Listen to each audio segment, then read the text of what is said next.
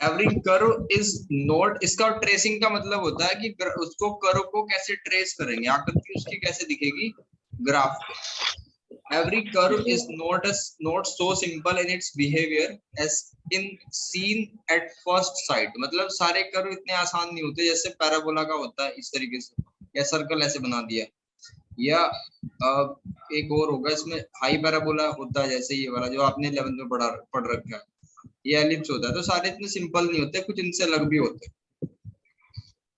So it is essential to determine those points of the curve at which the behavior of a function show some significant changes. If such points are known, we may be able to get a general picture of the curve that may help in the analyzing the behavior of the function. In this, ये भी आपने 12th में पढ़ रखा है। 12th में जो पहली एक्सरसाइज है 6.1 और 6.2, उसमें इंक्रीजिंग और डिक्रीजिंग फंक्शन पढ़ रखा है। अभी हमने क्या पढ़ा था, मैक्सिमा और मिनिमा पिछले चैप्टर में। इसमें इंक्रीजिंग और डिक्रीजिंग के आधार पे बताएंगे ग्राफ किस तरफ को जा रहा है, ग्राफ ऊपर की तरफ जा रहा है, बढ़ रहा है, या नीचे की तरफ जा रहा है। मान लो ग्राफ का बढ़ने का हुआ तो ऐसे बनेगा, इसको बोलेंगे कॉन्वेक्स, कॉन्वेक्स यानी उभरा हुआ, और नीचे की तरफ जाएगा तो ग्राफ ऐसे बनेगा, इसको बोलते हैं कॉनकेव। ठीक है, उत्तल और अवतल हिंदी में। तो curve that may help in the analyzing behavior of the function in this regard, we have already studied the maxima and minimum। हमने पढ़ लिया मैक्सिमा और मिनिमा। मैक्सिमा और मिनिमा क्या था कि इसका सबसे ऊपर का पॉइंट क्या है उसको मैक्सिमा, और इसका सबसे नीचे का पॉइंट क्या है उसको मिनिमा, और जिसपे कोई चेंज ना है उसको कहते हैं पॉइंट ऑफ इन्फ्लेक्शन। ठीक है भाई, देखो इंक्रीजिंग और decreasing function. A function f(x) is said to be an increasing function in an interval a to b if, अगर देखो आसान सी बात है, मान लो आपने कोई x1 की वैल्यू रखी, फिर कोई वैल्यू रखी x2 की वैल्यू x1 से बड़ी है, अगर ग्राफ भी ऐसा ही बन जाए, यानी फंक्शन की वैल्यू x1 से बड़ी हो जाए, यानी आगे की तरफ जाने पे फंक्शन बढ़े, उसी को क्या बोलेंगे, इंक्रीजिंग फंक्शन बोलेंगे। और अगर इसका उल्टा हो उसको डिक्रीजिंग फंक्शन बोलेंगे। और अगर दोनों सेम आए, x1 बराबर x2 क्या है, तो उस पे कांस्टेंट रहेगा। तो more clearly in increasing function in such that its value increases continuously in the interval ab as x increases from a to b, and a decreasing function in such that its value decrease continuously as x increase।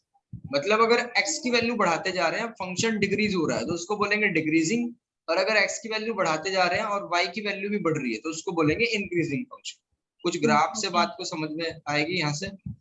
ये जो दूसरे वाला है इसको बोलेंगे uniformly increasing, मतलब एक तरफा ही बढ़ता जा रहा है।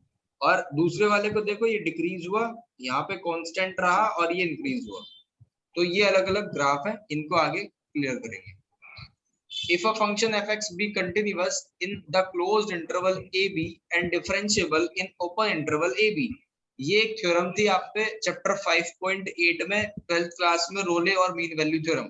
उसमें क्या था कि कोई भी फंक्शन क्लोज इंटरवल पे तो कंटिन्यूअस होगा और ओपन इंटरवल पे डिफरेंशिएबल होगा। क्यों होगा? क्योंकि हम इन जो एंड पॉइंट है हमारे ए और बी, इन पे डिफरेंशिएबल का मतलब होता है टेंजेंट ड्रॉ करना, इन पे टेंजेंट ड्रॉ नहीं करी जा सकती, तो इसलिए ओपन इंटरवल लगा हुआ है यहाँ, और यहाँ लगा हुआ है क्लोज इंटरवल। कंटिन्यूअस का मतलब होता है कि ग्राफ को बिना पेन उठाए आप ड्रॉ कर पाओ, उसको कंटिन्यूअस कहते हैं।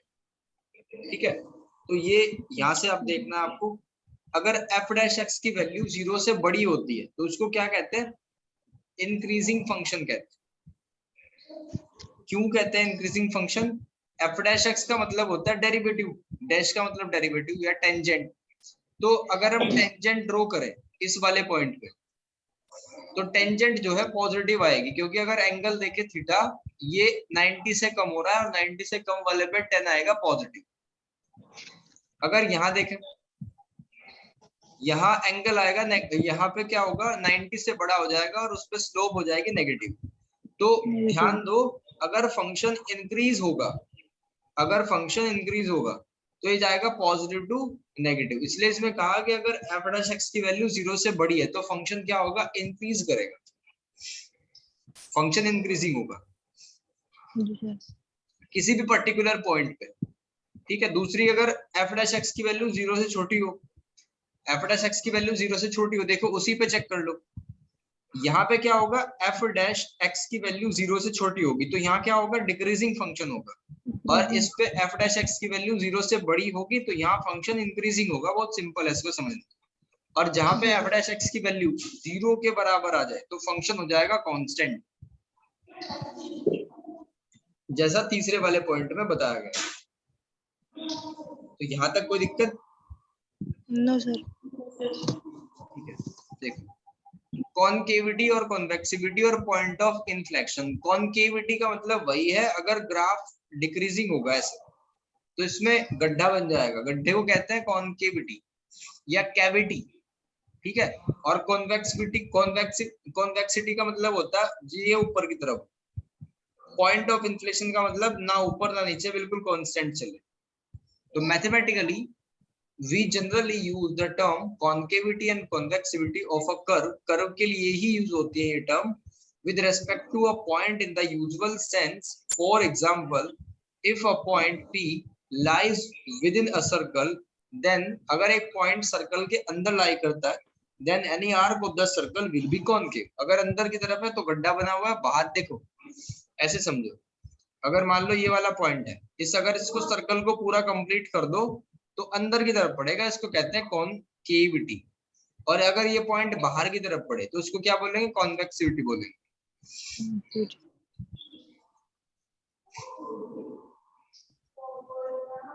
टेस्ट ऑफ कॉनकेविटी और कॉन्वेक्सिविटी, इसको आगे चेक करेंगे।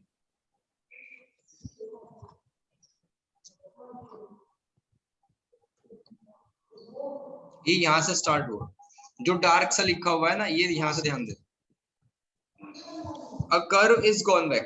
एक कर्व कॉन्वेक्स यानी उभरा हुआ होगा एट पॉइंट P पे अगर उसका डबल डेरिवेटिव पॉजिटिव आ जाए, y इंटू डबल डेरिवेटिव, ध्यान रखना y इंटू डबल डेरिवेटिव अगर पॉजिटिव आ जाए तो फंक्शन होगा कॉन्वेक्स, और अगर नेगेटिव आ जाए तो फंक्शन होगा कॉनकेव। ये क्या है, y d square y by d x square, concave और कॉन्वेक्स चेक करने के लिए। ठीक है। Test for point of inflection, इसमें आपको डार्क वाला ध्यान देना है कि अगर डबल डेरिवेटिव 0 के बराबर आ जाए और triple derivative not equals to 0 आए तो उसको बोलेंगे पॉइंट ऑफ इन्फ्लेक्शन। ठीक है। अभी सारा एग्जांपल से क्लियर हो गए। तो point of inflection polar form में क्या फॉर्मूला होगा, पोलर फॉर्म में ये वाला फॉर्मूला होगा, rho equals to r square d r upon d theta का होल स्क्वायर की power 3/2 r square plus 2 d r upon d theta की power 2 minus r d square r by d theta square. ठीक है। अब एक एक question करते जाएंगे और ये समझ आ जाएगा। Find the point of inflection of the curve, जैसा पहला ही क्वेश्चन। तो पॉइंट ऑफ इन्फ्लेक्शन के लिए सबसे पहले आपको क्या करना है, इसका डिफरेंशिएट करो। डिफरेंशिएट कितना आ गया, 12x cube minus 12x square. फिर डबल डिफरेंशिएट करो, फिर double point of inflection find करने के लिए क्या करेंगे, डबल डिफरेंशियल को 0 के बराबर रख दो। जी सर। 0 के बराबर रखा तो x की एक वैल्यू 0 आई, एक वैल्यू आई 2/3। अब हमें पॉइंट ऑफ इन्फ्लेक्शन के लिए क्या करना था कि उसका जो ट्रिपल डेरिवेटिव है उन वैल्यू पे वो नॉट इक्वल्स टू 0 आए। तो चेक कर लो, अगर इक्वेशन फर्स्ट यानी इस इक्वेशन में अगर x की वैल्यू आप 0 पुट करते हो तब भी नॉट इक्वल्स टू 0 है, और अगर 2/3 पुट करते हो तब भी क्या है, नॉट इक्वल्स टू 0 ही है। तो इसका मतलब ये जो पॉइंट है हमारे 0 और x इक्वल्स टू 0 रखेंगे तो y कितना आ जाएगा, 1 आएगा। x इक्वल्स टू 2/3 रखेंगे तो y कितना आएगा, 11/27। ठीक है। इसमें लिखा हुआ है देखो, equation first is not 0, equation first 0 नहीं हुई तो इसका मतलब वो पॉइंट ऑफ इन्फ्लेक्शन है। पॉइंट ऑफ इन्फ्लेक्शन है तो इसका मतलब x इक्वल्स टू 0 और ये जो पॉइंट आए थे वो एग्जिस्ट करेंगे।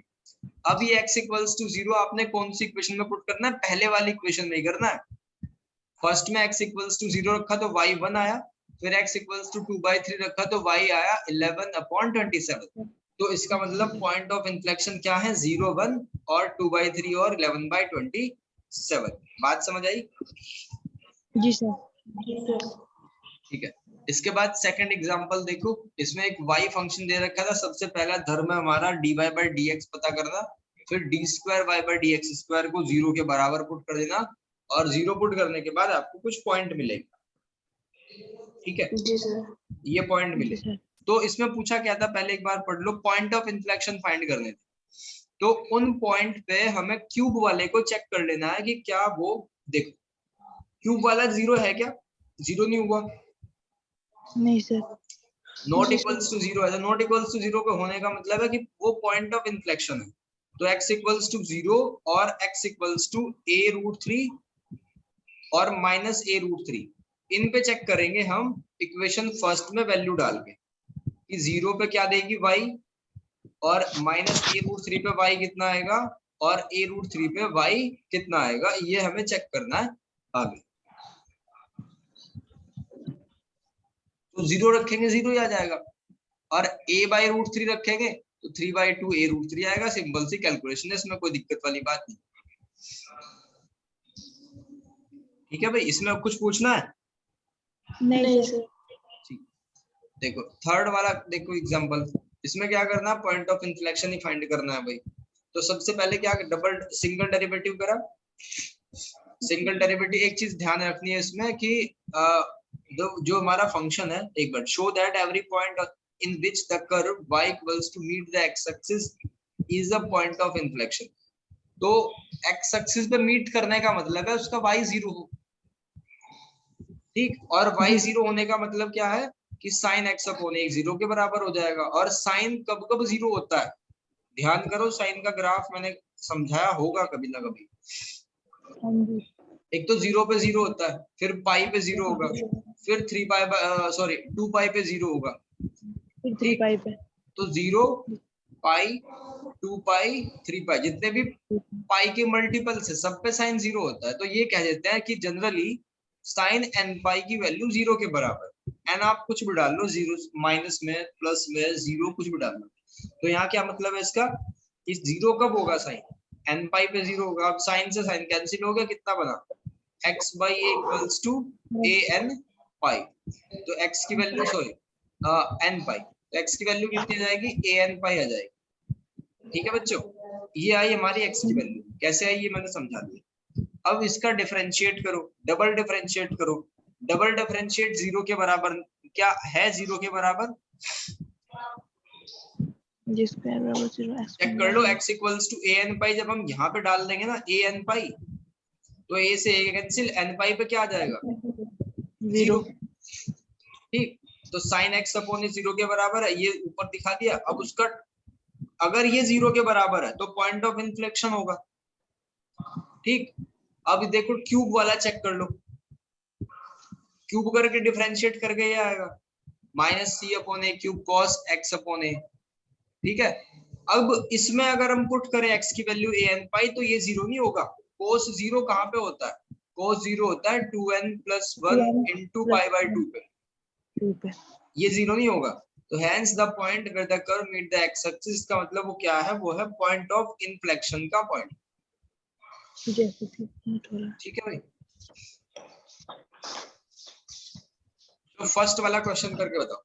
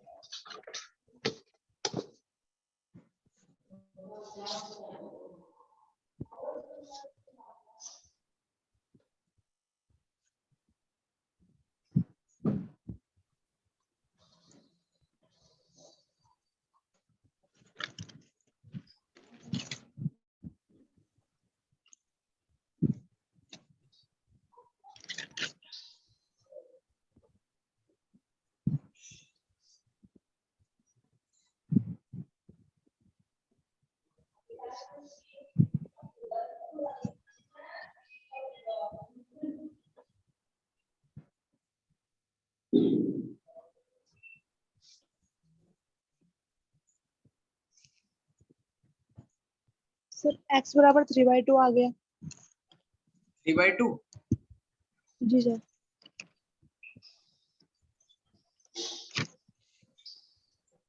जी सर। तो d square y by d x square कितना आया? 24x minus 36. चेक करो। अब आपको क्या करना है, d cube y by d x square not equals to 0 अगर है उन पॉइंट्स पे, तो इसका मतलब वो जो पॉइंट है वो पॉइंट ऑफ इन्फ्लेक्शन है। और फिर जैसे x की वैल्यू आपकी 1 या 2 जो भी आएगी वो फर्स्ट इक्वेशन में डाल के y निकाल लेना। जी सर। नॉट इक्वल टू 0 भी आ गया।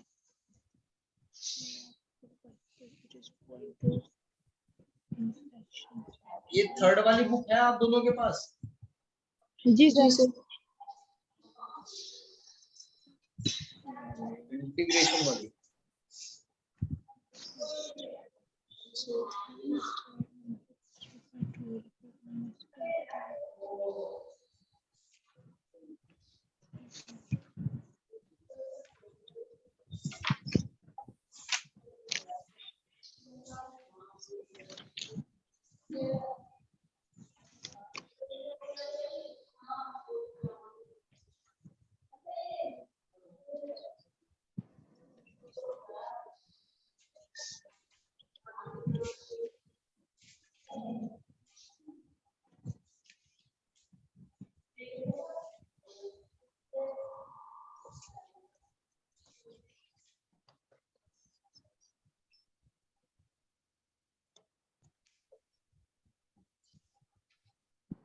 सर -7/2।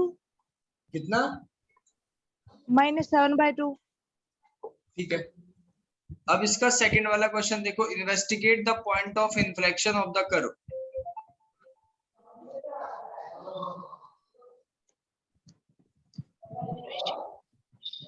ये भी करना है सर।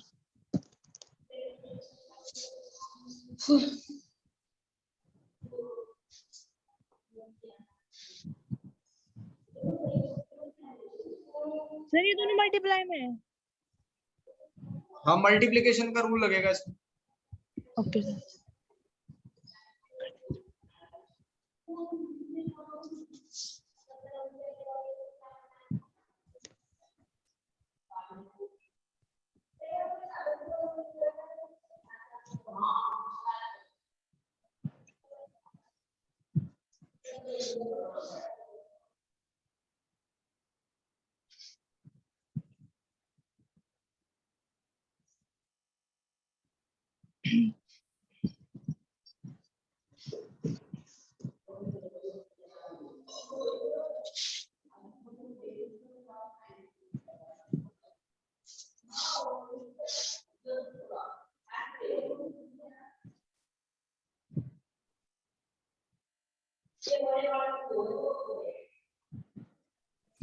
प्रोडक्ट रूल क्या था कि अगर फर्स्ट वाले का डिफरेंशिएट करें second as it is, second का करेंगे तो फर्स्ट एज इट इज। तो इसका dy by dx कुछ ऐसे आ जाएगा, x minus 2 के होल पावर x minus 2 की पावर 6 को एज इट इज कर दिया, इसका हो जाएगा 5 into x minus 3 की पावर 4 प्लस x minus 3 की पावर 5 और ये आ जाएगा 6 x minus 2 की पावर 5। अब इसमें से कुछ कॉमन ले लेना, नहीं तो आगे सोल्व नहीं होगा फिर। x minus 2 की पावर 6 है और x minus 3 की पावर 4, तो इसमें से मैक्सिमम क्या कॉमन ले सकते हैं? x minus 2 की पावर 5 कॉमन ले लिया और x minus 3 की पावर 4 कॉमन ले लिया, तो अंदर जो बचा उसको लिख दो। ब्रैकेट में लिख देंगे x minus 2 into 5 plus x minus 3 बन जाएगा। तो इसको बाहर वाले को कॉपी कर दो as it is, x minus 2 की पावर 5, x minus 3 की पावर 4 और ये बनेगा 5x minus 10 plus x minus 3, तो ये बन जाएगा 6x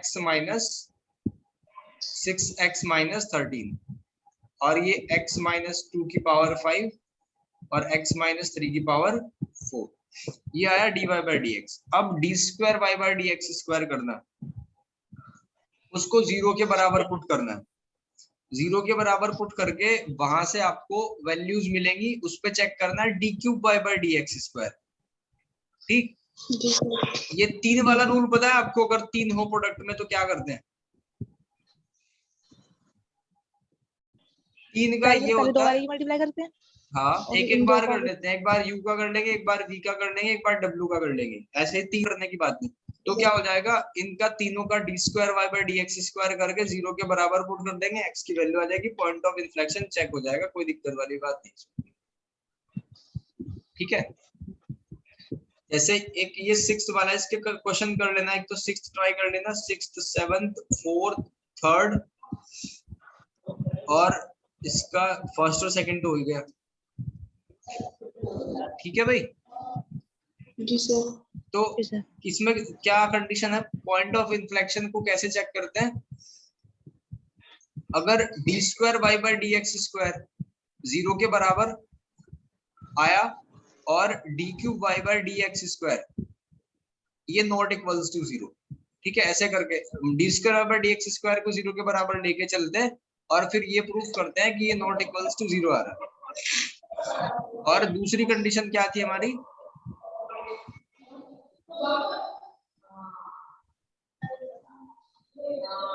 दूसरी कंडीशन थी ये वाली, कॉन्वेक्स और कॉनकेव, ये भी ध्यान रखना आगे इसका यूज होगा। अगर कॉन्वेक्स होगा तो y d square by d x square होगा पॉजिटिव, और अगर कॉनकेव होगा तो ये होगा नेगेटिव। नेगेटिव। ठीक है भाई, ये कंडीशन है। 2 या 3 लेक्चर में कंप्लीट हो जाएगा ट्रेसिंग वाला पूरा टॉपिक, कल मैं इसका नेक्स्ट वाला पढ़ा दूंगा ये। अच्छा, क्लास मॉर्निंग में भी रख सकते हैं क्या 7 बजे? जी सर, किसी टाइम में, मतलब कोई दिक्कत तो नहीं है ना, 7 बजे रखें 8 बजे रखें? नहीं सर, कोई प्रॉब्लम नहीं। ठीक है, चलो मैं मैसेज कर दूंगा। ठीक है जी।